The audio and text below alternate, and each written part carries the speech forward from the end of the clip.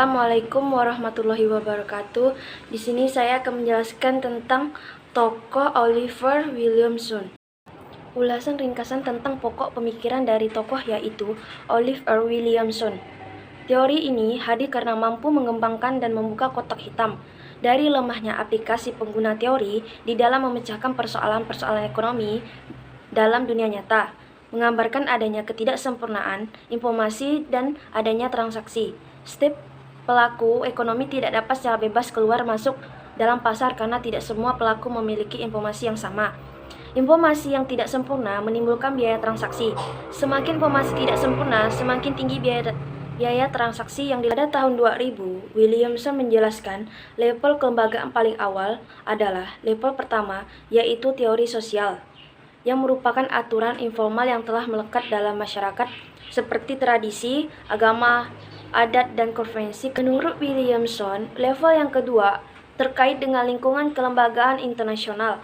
Level kedua memaksakan ekonomi kepemilikan yang terdiri dari aturan main hukum, politik, dan meliputi fungsi hukum maupun fungsi pemerintah, definisi hak milik, dan hukum.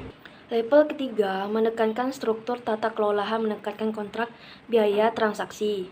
Meskipun hak milik tetap penting, fungsi sistem hukum mendefinisikan hukum kontrak dan pelindungan kontrak tidak bisa diabaikan. Pada level ini biasanya disebut level bagaimana aturan main hak dan kewajiban mainkan atau level menunjukkan struktur kelolahan order kedua. Yang keempat, menekankan efisien sumber daya dan struktur insentif yang merupakan kerangka kerja. Analisis marginal dikembangkan, di mana gambaran sebagai fungsi produksi menyesuaikan harga dan output bersifat lebih atau kurang konten.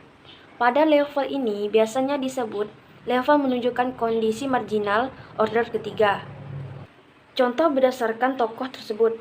Contoh pemikiran dari Williamson yaitu dapat dilihat dari 4 level analisis dalam struktur ekonomi internasional.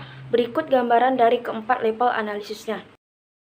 Analisis yang pertama, pada organisasi, aturan informal merupakan tradisi normal, adat agama, dan kebiasaan baik bersifat produktif maupun tidak produktif, belum kompatibel dalam mendukung aturan formal. Yang kedua, hak kepemilikan kewenangan belum optimal dalam tataran organisasi publik di zaman tradisi perubahan. Ketiga, pelaku yang terbatas dan pelaku yang obtinus menyebabkan hubungan kontrak tidak jelas di organisasi publik.